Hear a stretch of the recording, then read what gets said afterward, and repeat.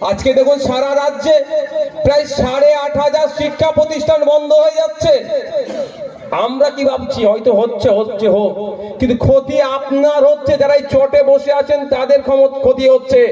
কারণ সরকারি শিক্ষা প্রতিষ্ঠান বন্ধ হয়ে গেলে কি হবে, আপনার ছেলেটা আর সরকারি শিক্ষা প্রতিষ্ঠানে যেতে পারবে না, অর্থ দিয়ে আপনার ছেলেকে বেসরকারি শিক্ষা প্রতিষ্ঠানে পাঠাতে হবে।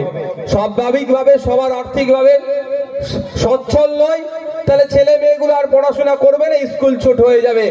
ওই নেতাদের ছেলেরা শিক্ষিত হবে আর আমরা যারা ভোটারদের ছেলেরা ওই তলনীতিই থাকবে। এখানে যারা উপস্থিত হয়েছেন এবার একজন হাত তুলে বলুন তো, কজনের ছেলে মেয়ে বেসরকারি স্কুলে পড়ে? বাংলা ভাষায়, পাতি ভাষায়, চলতি ভাষায় বলছি, কতজনের ছেলে মেয়ে টাকা দিয়ে শিক্ষা নেয়? হাত তুলে দেখান তো।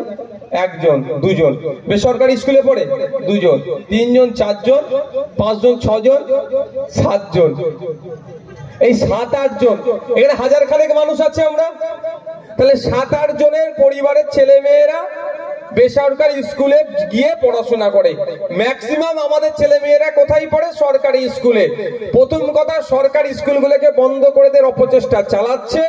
দ্বিতীয় কথা হচ্ছে, যদি বন্ধ করে দেওয়া তারা সাকসেস হয়ে যায়, তাহলে আপনার আমার বাড়ির ছেলে মেয়েরা যারা হাত তোলেনি তাদের ভবিষ্যৎটা কি হবে? কোথায় যাবে তারা?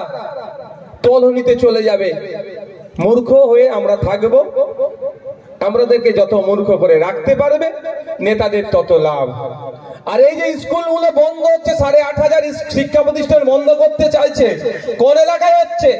যেখানে সংখ্যালঘুরা থাকে, যেখানে দরিদ্ররা থাকে, যেখানে আদিবাসীরা থাকে, যেখানে পিছিয়ে বর্গের মানুষেরা থাকে, যেখানে মতুয়া সমাজের মানুষেরা বেশি থাকে। খোঁজ নিয়ে দেখুন, সেই সমস্ত শিক্ষা প্রতিষ্ঠানগুলোকে বন্ধ করার অপচেষ্টা চালাচ্ছে এই রাজ্য সরকার।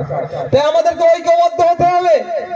হরিচাঁদ গুরুচাঁদ ঠাকুরের ফলোয়ার্সদেরকে নিয়ে, হযরত মুহাম্মদ সাল্লাল্লাহু আলাইহি ওয়াসাল্লামকে যারা মাননেওয়ালাকে নিয়ে, বিরসা মুন্ডার উত্তরসারীদেরকে নিয়ে, আপনার গোবরনাথ মাহাতোর, চুনারাম মাহাতোর উত্তরসারীদেরকে নিয়ে একসাথে ঐক্যবদ্ধ হয়ে জাত ধর্ম নির্বিশেষে মানুষকে ঐক্য করে নিয়ে, ঐক্যের সাথে এক জায়গায় নিয়ে রাজ্য সরকার যে শিক্ষা প্রতিষ্ঠান বন্ধ করার অপচেষ্টা চালাচ্ছে তার বিরুদ্ধে রুখে দাঁড়াতে হবে। কোনো শিক্ষা প্রতিষ্ঠান বন্ধ করতে দেওয়া যাবে না, এই আওয়াজ তুলতে হবে।